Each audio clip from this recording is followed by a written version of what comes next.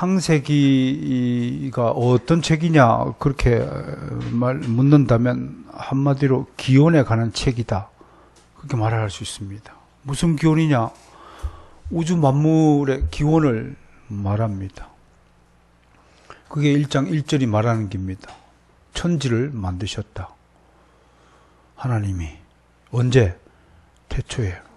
태초가 언제냐? 뭐 지금 따져볼 텐데, 어떻든 천지 만물에 대한 기원에 관한 얘기 있고, 그걸 좀 세분화시키면 인간에 대한 기원도 창세기에 담겨 있고, 또 뭐가 있나요? 악의 기원도 알 수 있어요. 악이 도대체 어디서부터 출발했느냐. 또 뭐 인류의 기원도 있고, 또 중요한 기원이 있어요. 부부의 기원. 부부를 말미암아 가정의 기원, 가족의 기원, 이런 것들도 있고, 뭐 얼핏 또 사탄에 대한 기원도 보고, 그뿐인 줄 아세요? 신학적인 기원도 아브라함이 하나님을 믿으니 어렵게 하심을 받더라. 이신칭의 교리의 기원이 창세기에 있어요. 또 나는 에서는 미워하고 야곱은 사랑했다, 하나님의 주권적 선택 교리가 여기 창세기에 다 있어요. 그러니까 창세기는 엄청난 정말 신학적 보고다, 그렇게 말할 수 있어요. 또 제가 책에 썼지만 여러 가지 죄의 종류들, 또 심판의 기원들, 이런 것들도 좀 잘 볼 수 있죠. 그것을 언제 출발했느냐? 그걸 오늘 1장 1절에서 한마디로 태초에, 그 히브리어는 배, 레스트, 배는 전치사 인에 해당합니다. 뭐뭐 때에. 레스트는 비기닝, 오리진, 또 first born, 맏아들, 이런 뜻을 갖고 있다라고 풀이해야 되는데, 이게 이제 우리 이 서구 신학의 영향을 받으신 분들은 그냥 태초에, beginning, in the beginning, 그렇게 번역을 해서 우리 그냥 태초에 하나님이 천지를 창조하셨다고 그러지만, 일부 동방 정교회 또는 히브리 문화권에 있으신 분들은 태초에가 아니라 장자 안에서 하나님이, 그 얘기를 동방 정교회는 예수 그리스도 안에서 하나님이 천지를 만드셨느니라 라고 번역하고 있다는 것. 굉장히 중요한 신학적 의미를 가지고 있다라는 걸 알 수 있습니다. 그러니까 이런 것들에 대한 좀 지식과 상식을 가지시면 창세기의 내용이 만만치 않구나 라고 할 것입니다. 이러한 그 태초의 시기, 때, 시간들이 나중에 이제 첫째 날, 둘째 날로 발전하죠. 그걸 히브리어로 욤이라고 하는데, 첫째 욤에 뭐 했었고 둘째 욤에 뭐 했느냐, 여기에 대해 신학적 해석은 굉장히 분분합니다. 첫째 날이 오늘날처럼 하루 이틀 사흘 24시간짜리를 하는 것이냐, 하나님의 첫째 날은 어떤 그 첫째 창조의 기간 전체를 가리키는 것이냐, 또는 여섯째 날까지, 일곱째 날 안식하기 전까지 여섯째 날까지 일하셨잖아요. 첫째 날, 둘째 날, 셋째 날 일하시고, 또 넷째 날, 다섯째, 여섯째 날은 첫째 날 일하신 것의 내용물을 이렇게 하나씩 집어넣는, 그러니까 프레임을 만드신 다음에, 셋째 날까지 프레임을 만드신 다음에 넷째 날부터 그 안에 내용물들, 컨텐츠를 집어넣는 작업을 하셨다. 그러므로 컨텐츠를 집어넣을 때 넷째 날에 드디어 우리가 지금 말하고 있는 인류의 시간이 시작이 되었다. 왜? 광명체를 그때 만들었으므로, 해와 달과 별을 그때 만드셨으므로 아니, 해가 생기고, 달이 생기고, 별이 생기고, 지구가 만들어지니까 자전하고 공전하고 움직이니까 시간이 째깍째깍 출발했다. 그러므로 첫째 날부터 셋째 날까지 기간과 넷째 날부터 여섯째 날까지 기간이 서로 다를 것이다. 이렇게 또 해석하는 사람도 있고. 그러나 우리 어거스틴과 칼빈을 비롯한 주요한 개혁 신학자들은 오늘과 같은 날일 것이다. 왜 하나님은 1초에도 이 천지 우주 만물을 다 창조할 수 있는 분이다 아니다? 있다. 와, 저 믿음 기가 막힌 믿음이야. 세상에. 우리는 죽었다 깨어나도 불가능한 일이에요. 우리한테. 지금부터 공중에다가 뭘 하나 만들어 봐요. 뭘 만들 수 있어요, 여러분들이? 그랬더니 담배 피는 놈이 뻑꾸매한 거 담배기를 만들었다는 전설 같은 이야기였습니다. 여러분, 왜 기원에 관한 이야기를 우리에게 들려주셨을까요? 기록을 남겨주셨을까요? 그건요, 인간에게요, 뿌리라는 게 얼마나 중요한가를 가르쳐주기 위함입니다. 그러니까 네가 어디서부터 났느냐? Where are you from? 너의 출생이 어느 곳이냐? 이걸 모르고 살아가는 인생은 너무나 무의미하다는 거예요. 그러면 지금 정말 무의미한 인생을 살아가는 사람이 누군가요? 예수님 안에서 사는 것이 아니라 예수님 바깥에 생명이 없는 곳에서 자기가 어디로부터 와서 어디로 가는지도 모르고 그냥 코에 숨이 붙어 있으니 붙어 있는 동안만 열심히 재미있게 막 살려고 발부둥 치는 인생이야말로 가장 무의미하고 불쌍한 인생이다. 정말 뿌리가 얼마나 중요한가. 여러분, 그 뿌리 드라마 알아요? 뿌리 드라마 보신 분, 세대 차이가 한번 시연씨 봤어? 뿌리? 야, 뿌리를 모르다니. 뿌리 아는 사람 손 들어봐요. 왜 손 안 들어요? 아니, 아니, 손 드는 것도 쑥스러워요. 못 봤다고요?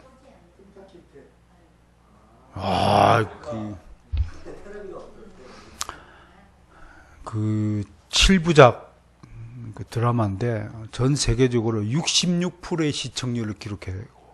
전 세계 TV 드라마 1억 3천만 명이 시청한 거죠.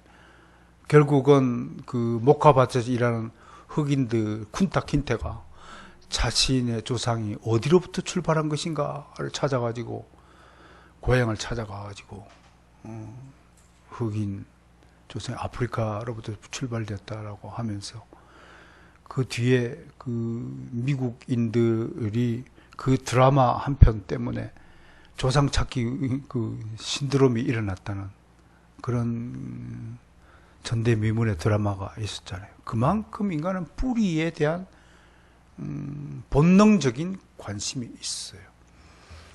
결국 인간의 뿌리는 하나님이라는 사실을 알기까지 얼마나 많은 우여곡절을 겪어야 하는지요. 아무리 설명을 해도 당신이 뿌리가 뭡니까? 그러면 기껏 한다는 말이 유교주의잖아요. 저희가 상령최씨인데 상령최씨의 시조는 최자, 천자, 로자다. 그 최자, 천자, 로자는 또 어디서 나왔냐 모른다 이거예요. 겨우 이제 그런 수준의 기원을 가지고 있다.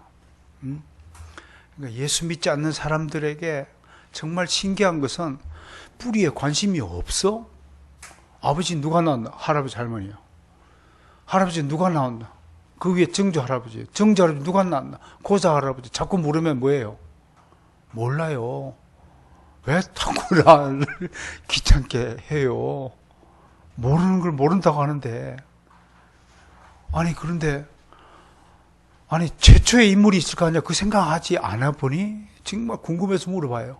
이런 것들을 두고, 이제 미국의 칼 헨리라는 학자가 뭐라고 진단했냐면, 이게 현 세대주의다.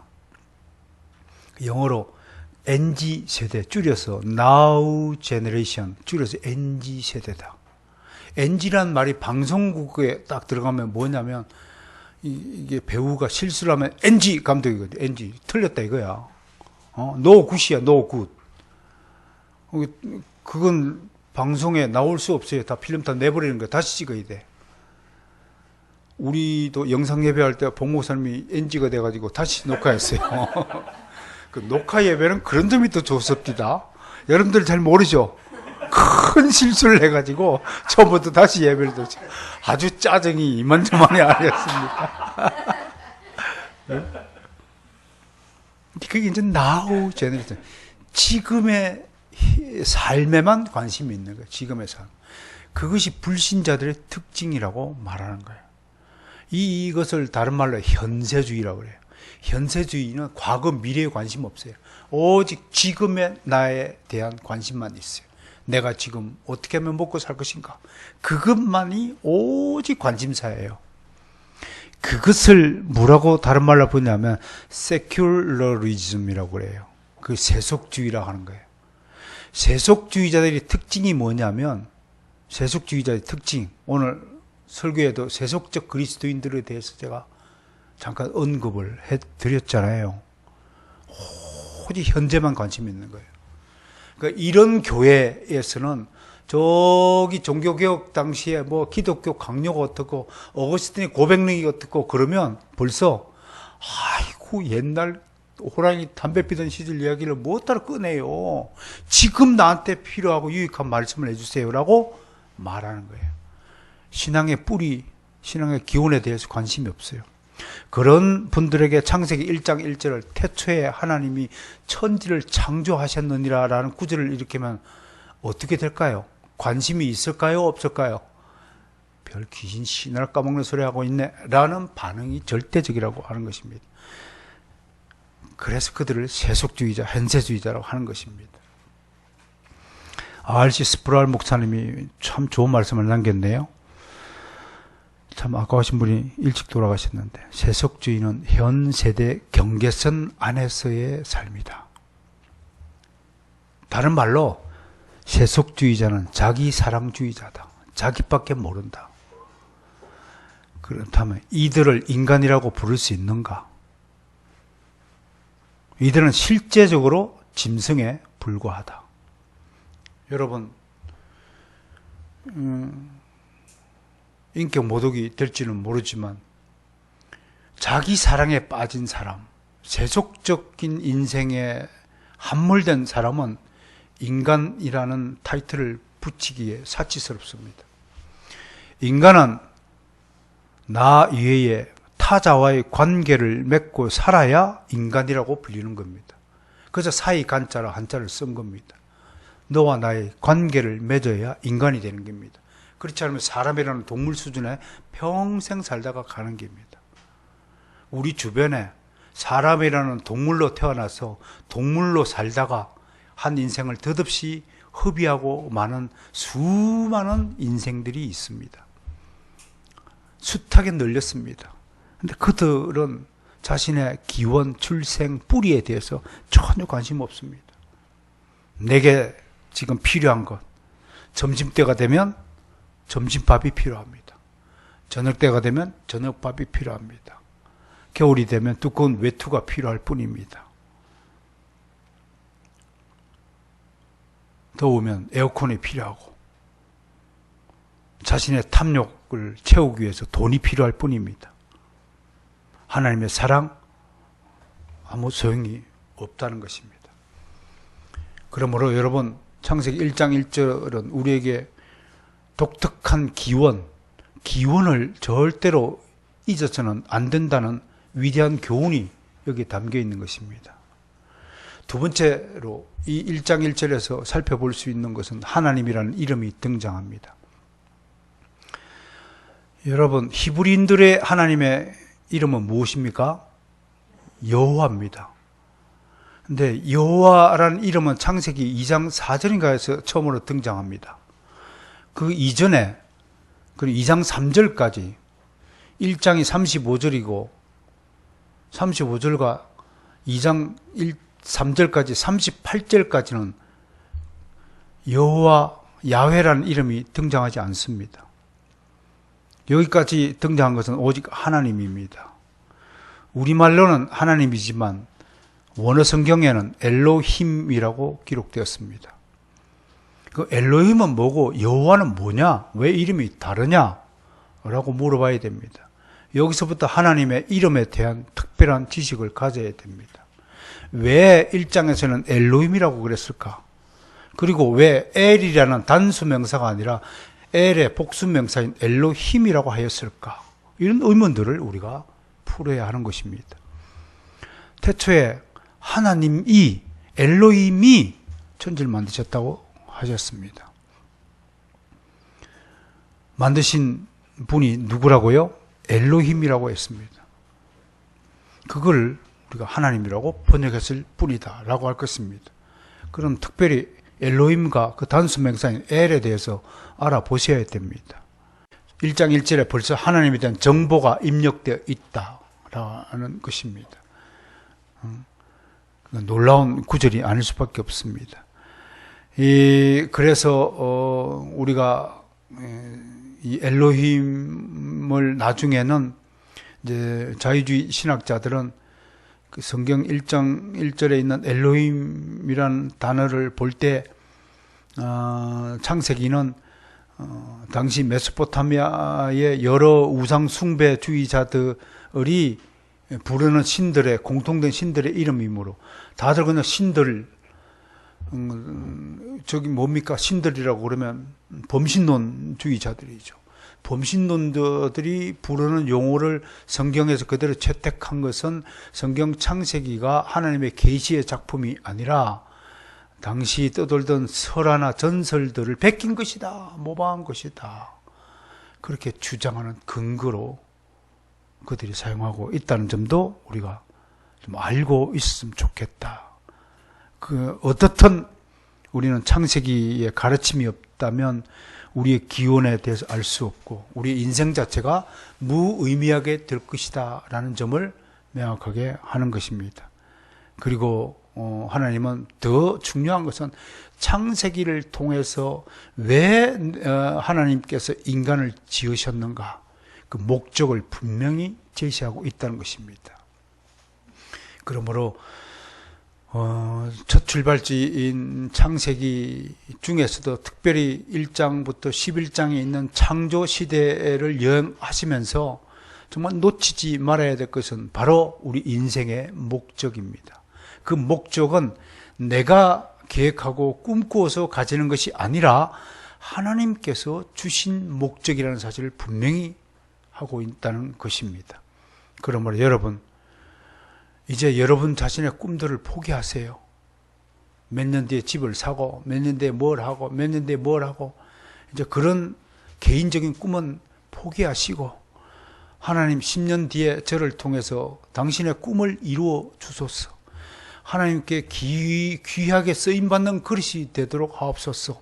라고 기도하시면서 동시에 하나님이 귀히 쓰시기에 합당한 그릇이 먼저 되는 것이 투비가 되는 것이 먼저다라는 것을 알아주시고 말씀과 기도로 무장하지 않는 자가 하나님께 귀히 쓰임을 받을 리가 없습니다. 하나님의 잘나고 많이 가지고 키 크고 언변 좋고 재주가 좋고 이런 사람들을 쓰는 것이 아니라 당신의 말씀으로 무장한 영적인 부자를 쓰는 것입니다. 세상의 부자는 돈만 많으면 세상 부자가 될 수 있지 모르지만 하나님의 말씀이 이 안에 저장되지 않고 말씀의 능력이 이 안에 저장되지 있지 않다면 그는 영적인 가난뱅이입니다. 하나님의 영적인 가난뱅이를 쓰지 않습니다. 하나님의 영적인 부자를 당신의 귀한 그릇으로 쓰신다는 사실을 믿으시고 그런 그릇들이 되었으면 참 좋겠다. 창세기를 공부하면서 그런 것들을 좀 느껴오시면 좋겠습니다. 그러면서도 동시에 창세기에 등장하는 하나님을 제임스 몽고메리 보이스 목사님은 이렇게 정리해 주셨습니다. 첫 번째, 자존하는 하나님이시다. 자존이 뭡니까? 스스로 계시다. 자존합니다. 그러면서 하야라는 동사를 주목하라고 가르칩니다. 오전에도 잠깐 내가 언급했지만요. 하야는 있다, 있다, 되다, 여러 가지 뜻으로 사용되어지는 영어의 비동사에 해당되는 동사입니다.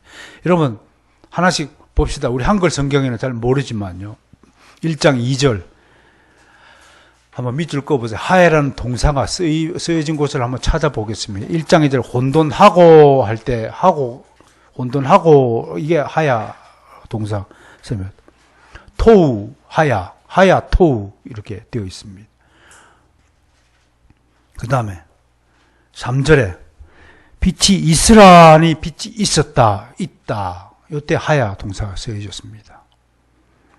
그 다음에 5절, 8절, 13절, 19절, 23절, 31절 동일하게 저녁이 되고 아침이 되다, 저녁이 되다, 아침이 되다 이게 하야 동사입니다. 되어지다. 그 다음에 6절에 나뉘라 하시다, 나뉘어지다 이게 하야입니다. 그 다음에 7절, 9절, 11절, 15절, 24절, 30절 그대로 되니라 이게 하야입니다. 그래서 29절 먹을거리가 되니라 이게 하야입니다. 그러니까 하야는 스스로 있다 이런 뜻입니다.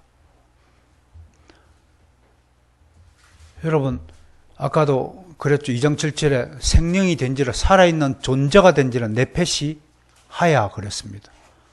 살아있는 존재다 하는 뜻입니다. 그래서 하나님은 존재입니다. 하나님은 존재 그 자체에 있습니다. 이 존재 그 자체, 우리는 존재물이다. 지금 우리 여러분 수련회 때 우리 자존하시는 하나님 하실 때 그랬잖아요. 존재는 한 분뿐이다. 우리는 모두 존재에 의해서 만들어진 존재물이다. 또는 피존재물이다. 라고 설명한 적이 있잖아요. 하나님만 하야 하시는 거예요. 대통령 하야가 아니고 계시는 분이다. 자존하는 하나님을 가르치고 있다. 자존하는 것은 선행 원인이 없이는 스스로 있는 존재는 아무도 없다는 것입니다. 두 번째, 창세기에 등장하는 하나님은 자족하시는 하나님이다라고 소개하였습니다. 하나님은 태초에 계셨어요.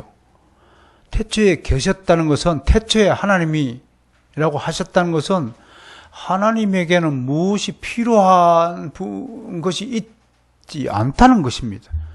하나님은 또 무엇이 연약하여서 누구에게 의지할 필요가 없어진 분이라는 것입니다. 하나님은 솔직히 말해서 숨 쉴 필요도 없는 분입니다. 우리는 숨을 쉬어야 살잖아요. 하나님은 숨 쉬지도 않는 분이세요. 하나님에게 산소가 필요해요? 없죠. 완전히 자족하시는 분이에요. 그러나 생각해 보세요. 우리 인생에는 필요한 것들이 너무 많잖아요. 당장 코를 한번 막아보세요. 공기가 필요한가 안 필요한가 증명하기 위해서 코를 한번 붙잡아 막아보세요. 입하고 털어 막아보세요. 우리가 생존하기 위해서는 절대적으로 산소가 필요합니다. 하나님은 산소가 필요 없었어요. 그만큼 하나님은 자족하시는 분이에요. 이건 완전히 차원이 다른 분이라는 사실을 창세기가 증거하고 있다. 세 번째, 하나님은 어떤 하나님이냐? 창세기에 있는 하나님을 본금일의 보이스 목사님은 영원하신 하나님이다. 그렇게 소개하고 있어요. 영원하신 하나님. 여러분 오늘 우리가 믿고 우리를 태어나게 하고 우리를 이 땅에 보내시고 우리를 지켜주시고 우리의 인생길을 인도하여 주시고 지도하여 주시고 좋은 것을 먹이시고 입히시고 복을 있는 대로 다 베풀어 주시는 우리 아버지 그 하나님이 어떤 하나님이냐를 생각해 보셔야 돼요. 우리랑 완전히 다르신 분이에요. 우리는 자존할 수 없는 거예요. 여러분 스스로 살 수 있어요? 아무도 없습니다. 스스로 살 수 있으면 옥상에 가서 한 달 동안 서 있어 보세요. 있을 수 없습니다. 우리는 늘 공급받아야 하는 존재입니다. 그리고 우리는 육의 생명이 다하는 그날까지만 이 땅에 존재합니다. 유한한 우리 인생이지만 하나님의 영원한 하나님입니다. 하나님은 소멸하지 않습니다. 그래서 소멸하지 않고 영원하기에 우리가 신뢰할 수 있는 겁니다. 만약에 금이 시간이 지나서 10년 지나고 20년 지나서 색깔이 변하고 썩음썩음 되지면 금이 금이라고 말을 할 수 있습니까? 골드는 어떻든 간에 변함이 없어야 됩니다. 그래야 값어치가 높고 신뢰할 수 있는 겁니다. 사람도 마찬가지입니다. 시시때때로 변하고 도대체가 청량 불가능한 인생을 누가 신뢰할 수 있습니까? 그렇잖아요. 오직 영원히 불변하는 분을 신뢰하고 우리가 의지할 수 있는 것입니다. 그 분이 바로 우리 아버지 하나님이라고 하는 것입니다. 그리고 네 번째 창세기에 등장한 하나님은 언약의 하나님입니다. 하나님은 아담을 지으시고 생육하고 번성하고 땅을 정복하고 그런 명령을 하시면서 동산의 중앙에 있는 나무의 열매는 따먹지 말라 그 명령을 하시면서 그것만 따먹지 않으면 네가 영원토록 에덴 동산에서 마음껏 네 인생을 누리며 살 것이다 라고 약조했습니다. 하나님의 약속을 선포하시고 약속을 지키는 자에게 복을 주시고 약속을 어기는 자에게 벌을 주십니다. 그래서 이 하나님을 어떤 하나님이라고 부르냐면 언약의 하나님이다 라고 말하는 것입니다. 언약의 하나님. 그러므로 그리스도인들은 약속을 목숨처럼 중히 여겨야 합니다. 우리는 주일 예배 주님께서 반포하신 이 약속된 시간에 모여서 하나님께 예배하는 것이 언약을 지키는 것입니다. 하나님께 드려야 될 것을 하나님께 마땅히 드리는 그 헌금 생활을 충실히 하는 것이 언약의 하나님이 반포하신 약속을 이행하는 것입니다. 그리고 주일날은 우울하거나 근엄하거나 무표정한 표정을 지을 것이 아니라 이날은 안식일처럼 그냥 쉬는 날이 아니라 이날은 활동하는 날이고 움직이는 날이고 복음 전파를 하는 날이고 밀렸던 집안일을 하는 날이고 즐거워하며 기뻐하며 주님께서 죽음을 뚫고 부활하신 그 감격의 기쁨을 누리는 날이 주일이라는 것입니다. 주일에 약속된 것들을 지키시길 바랍니다. 우리 언약의 하나님, 약속을 지키시는 하나님처럼 우리도 그런 언약의 하나님을 기억해야 될 것입니다. 그 다음에 다섯 번째로 몽고메리 보이스 목사님이 아주 중요한 언급을 하셨는데요. 어떤 하나님일까요? 뭐가 남았을까요? 잘 상상이 안 되죠? 자, 자존하시고, 자족하시고, 영원하시고, 약속을 지키시고, 이제 뭐 남았을까요? 네? 뭐가 남았을까요? 한번 말씀해 보세요. 상상해 보세요. 완전히 우리 상상을 초월합니다. 저도 깜짝 놀랐어요. 물론 몽고메리 보이스 목사님 나름대로 신학적 통찰력의 결과이겠죠. 은혜를 받길 바라요. 발표합니다. 두두두두두. 거기 계시는 하나님. 거기 계시는 하나님. 이야, 저는 얼마나 감동을 받은지 모릅니다. 창세기를 통해서 몽고메리 보이스 목사님은 거기 계신 하나님을 보신 거예요.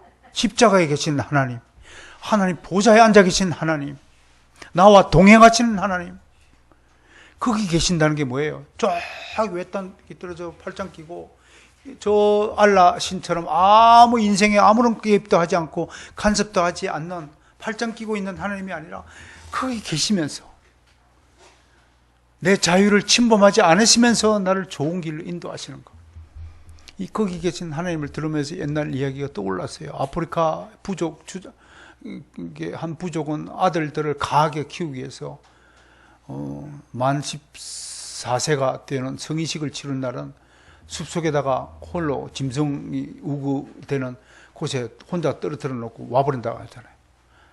밤새가 막 짐승 소리가 막 그리고 막 그 공포 속에서 혼자 그 밤을 지새야 그 아들로 인정하고 성인으로 인정하고 뭐 찍어 발라가지고 뭐 식을 치르는데 안 되면 낭떠러지 데려가가지고 밀쳐 죽인다는 거예요. 연약한 아이는 필요 없다. 근데 더 놀라운 사실은 아이들 입장에서는 자기 혼자 있는 것이지만 밤새 그게서 먼 발치가 아니라 가까운 나무 뒤에 숨어가지고 아버지가 창을 들고 동네 아버지들이 뺑 둘러 그 아이를 지킨다는 거예요. 바로 그것이 거기 계신 하나님이에요. 여러분, 거기라는 것은 우리 인식에는 아주 멀리 떨어져 있는 것 같지만 계신다는 것은 하나님의 입장에서 언제나 우리 옆에 계신다는 것입니다. 여러분 어떻습니까?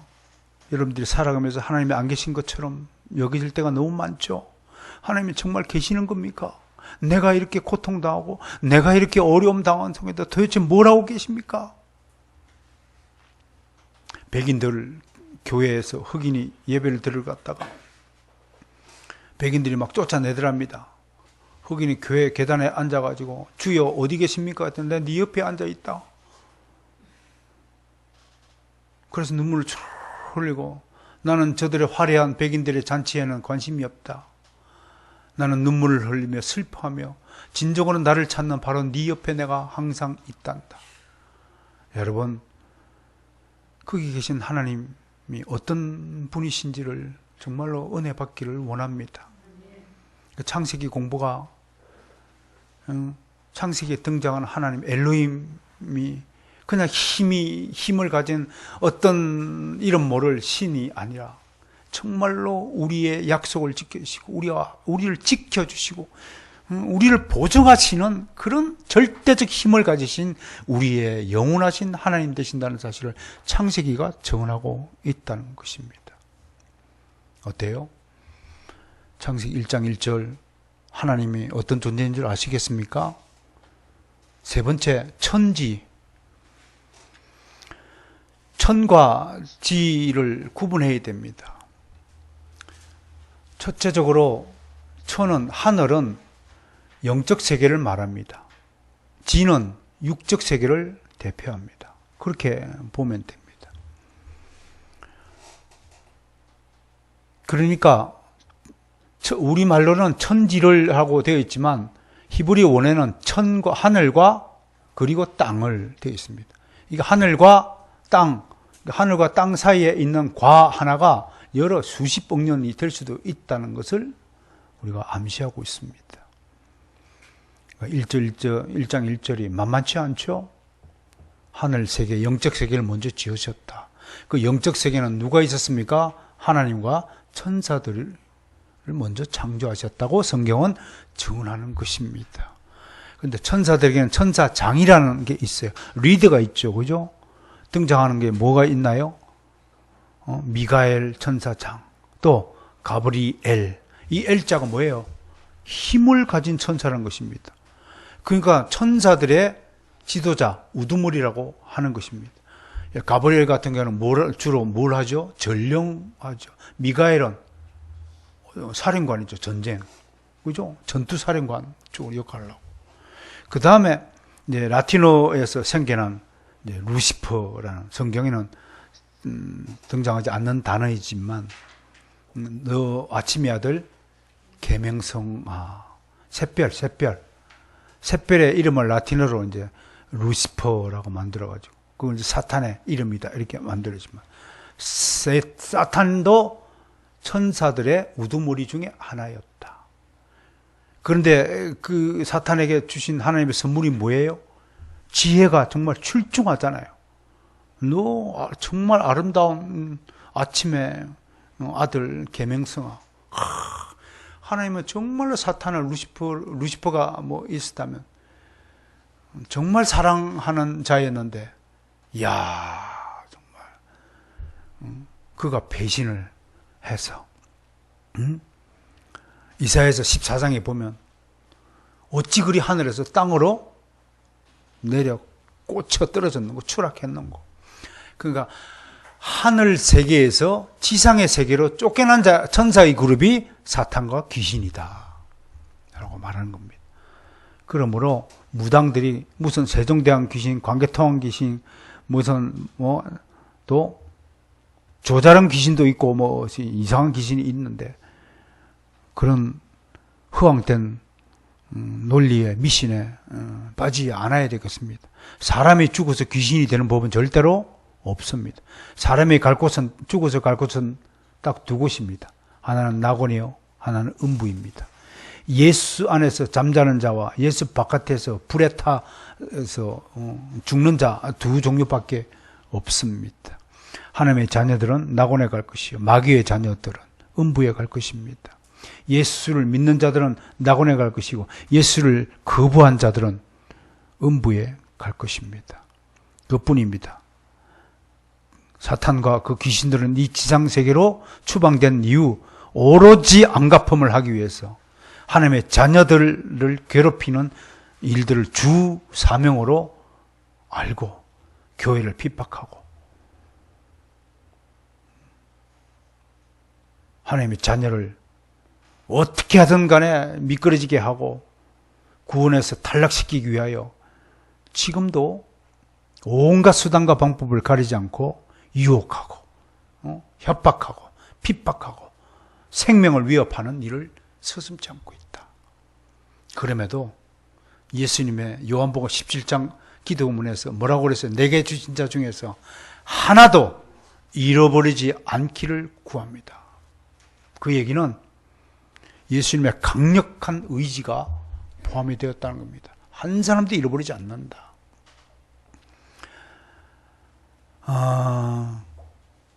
이 천과 지에 대한 이런 것들을 우리 인간의 능력으로 다 추론할 수 없지만 천과 지에 대한 정보들이 정말로 상상을 초월할 정도로 풍성하게 있다는 사실. 또 한 가지 첨언할 것은 유대인들의 특별한 하늘에 대한 특별한 생각들. 하늘이 세 가지로 구성이 되어 있을 것이다.